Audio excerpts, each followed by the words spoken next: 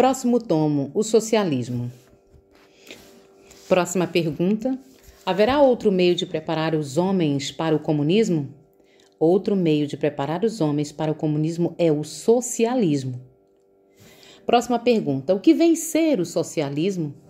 O socialismo é o sistema que professa que todos os meios de produção, de transporte e ensino, a assistência, toda a propriedade devem pertencer ao Estado. Próxima pergunta. Para o socialismo, qual é o papel do indivíduo? Para o socialismo, o indivíduo é um meio e não fim da sociedade.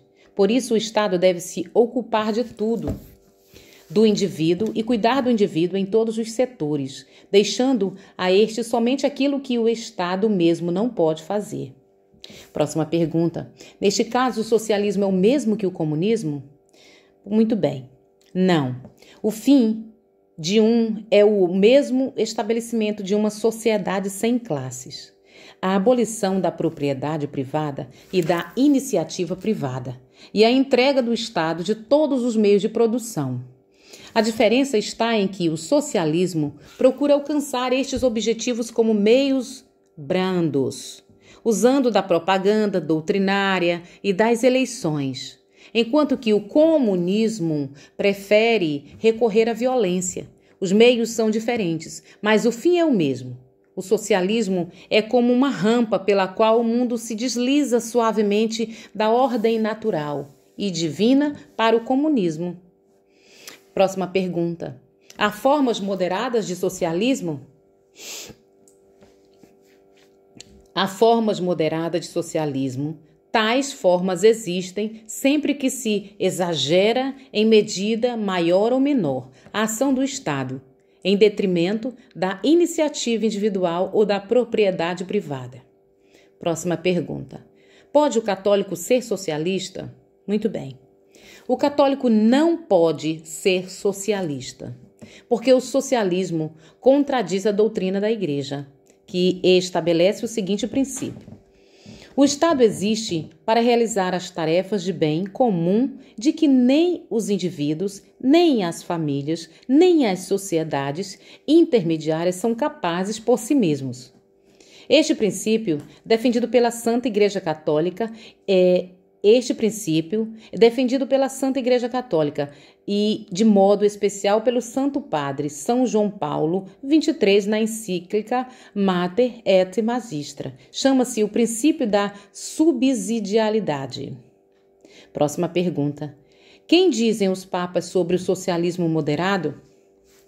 Os papas dizem que, constituindo o socialismo, ainda que moderado, não no exagero da ação estatal, é sempre condenado, porque é incompatível com a justiça, a ordem natural estabelecida por Deus. Por isso, disse Pio IX que o socialismo, mesmo quando moderado, não pode conciliar-se com a doutrina católica. Encíclica, 40º ano. Próxima pergunta. O que quer dizer, então, do chamado socialismo cristão ou católico? Explico. O chamado socialismo cristão ou socialismo católico é uma aberração tão grande como se alguém falasse de um protestantismo católico ou de um círculo quadrado.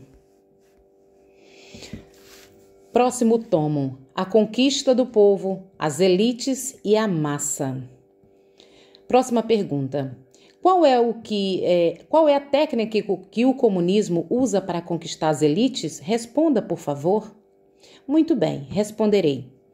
A técnica usada pelo comunismo para a conquista ou conquistar as elites consiste em promover o convívio e a colaboração delas com núcleos da seita.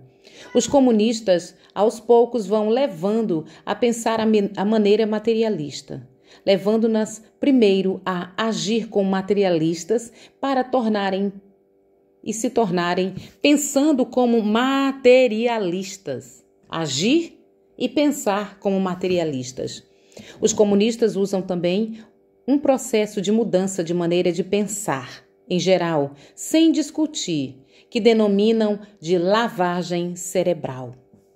Próxima pergunta. Que meios usa o comunista para conquistar as massas? Os grandes meios utilizados pelos comunistas para conquistar as massas são a revolta e as promessas. Pela revolta, o comunismo assula a classe operária contra os ricos e pela promessa desperta nos corações a inveja e a cobiça. Para conquistar as inteligências do povo, usa da propaganda, menos para convencer do que para saturar os cérebros com ideias que convêm ao partido e tirar as que lhes são contrárias. Ao partido não interessa se a propaganda diz verdades ou mentira. O que interessa é maternar e martelar até que a ideia ainda pegue de jeito a cabeça das pessoas. Próximo tomo. Os pontos mais visados. A reforma agrária. Próxima pergunta. Quais são os pontos mais visados pela seita comunista em sua campanha para dominar um país? Explico. Os pontos mais visados pela campanha comunista no primeiro período, que o da destruição da sociedade católica, são os seguintes: direito de propriedade, forças armadas, pátria, família e, sobretudo, a religião. Para quebrar todas as resistências, procura-se encher o povo de ódio contra tudo isso. Próxima pergunta. Que reformas o comunismo apregoa para dominar um país? Respondo. Para dominar um país, o comunismo apregoa a necessidade de várias reformas. A primeira é a reforma agrária, depois vem a reforma urbana, o comercial e o industrial, todas elas de caráter mais ou menos acentuadas, propriatória e socialista. Próxima pergunta. O que consiste a reforma agrária que os comunistas querem? Respondo. Os comunistas, tomando por pretexto a situação não raras, vezes leves e lamentavelmente do trabalhador rural e a conveniência de favorecer-lhe o acesso e a condição de proprietário. Promovem o confisco das propriedades rurais grandes e médias, desde que haja só propriedades pequenas, caem todas sobre o controle absoluto do Estado. E de que maneira, próxima pergunta, de que maneira uma tal reforma agrária prepara a resolução desejada do comunismo? Em várias formas. Respondo. De tal reforma agrária, o comunismo tira diversas vantagens. São estas: A. Ela destrói as elites rurais, coluna indispensável da ordem social. B. Cria uma grande desordem no campo, com lutas, violências e homicídios. C. Daí nascem uma grande penúria e grande fome no campo e na sociedade. D. Assim, se enfraquece a nação e se leva o povo ao desespero. Com isto, as resistências anticomunistas ficam prejudicadas e o partido pode dar o golpe da revolução. Próxima pergunta.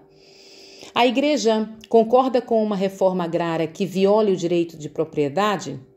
Respondo.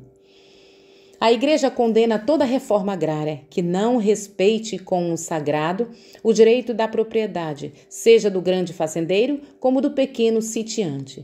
Em ambos os casos, este direito é sagrado. Próxima pergunta.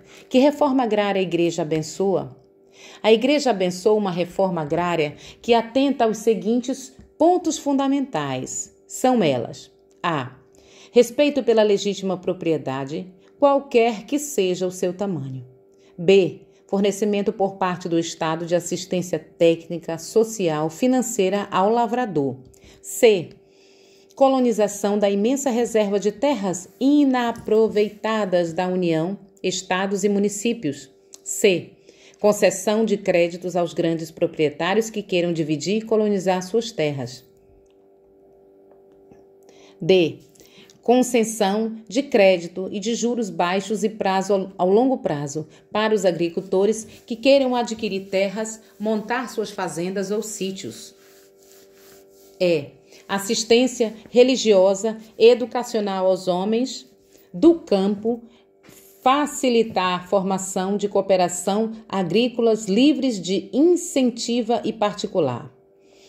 F. Facilitar o armazenamento e transporte dos produtos da agricultura. Próxima pergunta. A Igreja proíbe a expropriação de uma gleba para fins sociais? Respondo. A Igreja admite a expropriação de uma gleba para fins sociais, mas com grandes cautelas. Vejamos quais. É preciso que se trate de alcançar um bem comum proporcionadamente grande ou de afastar o mal proporcionadamente grande. B. É preciso que não haja outra solução e que não seja dispor da gleba. C. É necessário que se tenha, antes tentado sem êxito, a aquisição amigável do imóvel. D. É necessário que o dono receba, no ato da apropriação, da desapropriação, em direito, o uso e o custo-preço correspondente ao valor real e atual do imóvel, seja esse valor grande ou pequeno. Próxima pergunta. Há casos especiais de desapropriação? Respondo. A sociedade comunista ideal, diz aceita, será depois dos horrores da ditadura do proletariado. Uma sociedade sem classe, nem proprietários, onde todos serão iguais. Todos trabalharão, cada qual segundo suas forças, e cada qual receberá da sociedade tudo o que precisar. Será este o paraíso na terra. Próxima pergunta. Qual o ideal remoto da sociedade?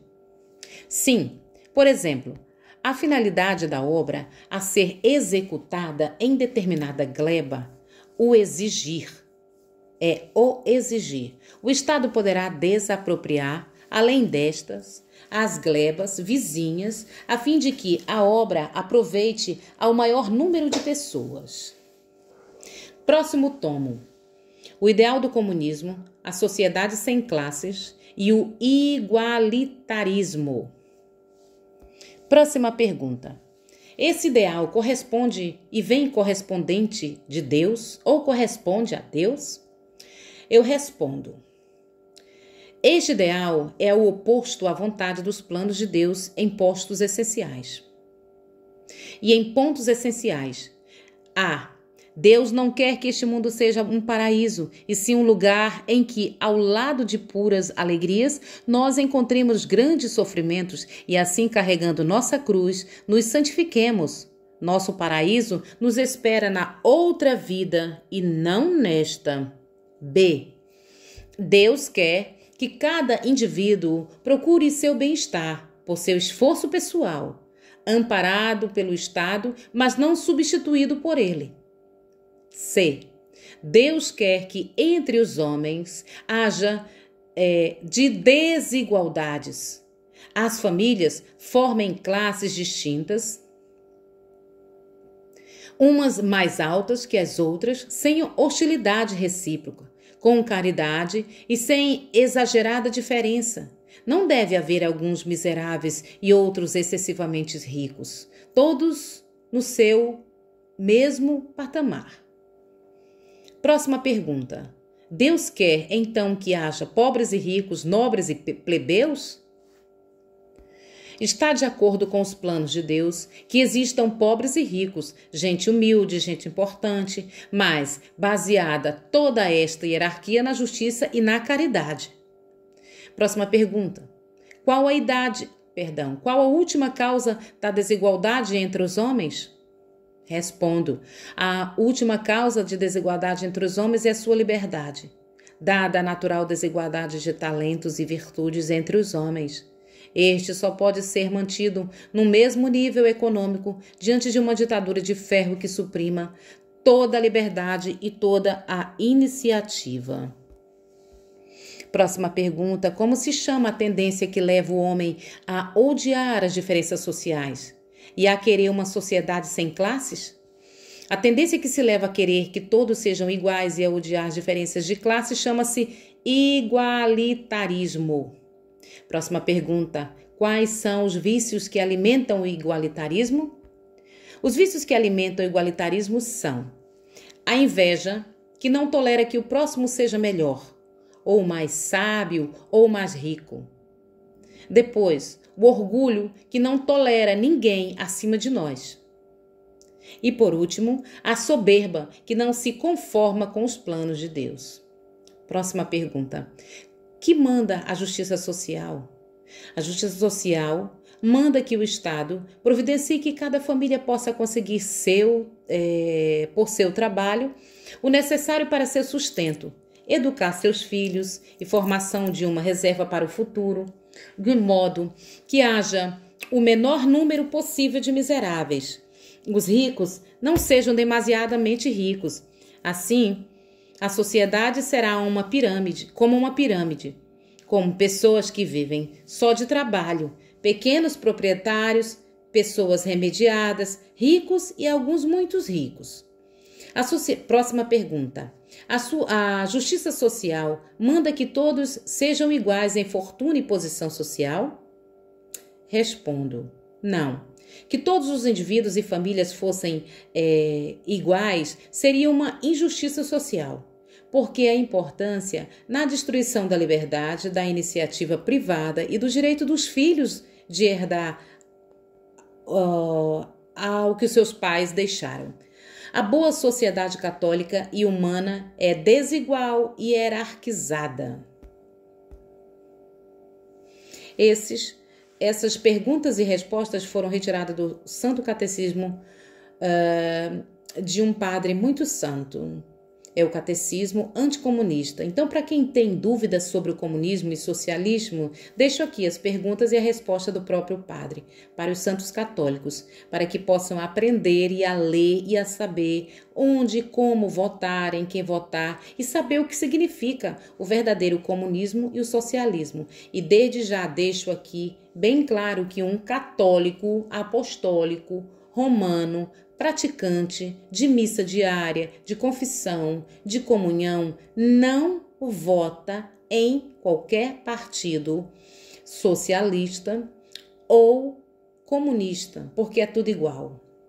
Então eu deixo aqui para que vocês possam aprender. Qualquer perguntas e dúvidas, entrem aqui, possam ler e possam ver a verdade que está na nossa frente. E muitas vezes Nossa Senhora diz que muitos se perdem por ignorância. Então, se nós temos um canal e podemos aproveitar e partilhar coisas com vocês, então é para isso. Vamos aproveitar enquanto podemos passar para o nosso próximo a verdade. Quem quer ver e ouvir a verdade, ouça. Quem não quer, a gente também respeita. Cada um segue a sua escolha, porque Deus nos deixa livre para escolher entre o céu e o inferno, entre o bom e o mal, entre o certo e o errado. Amém?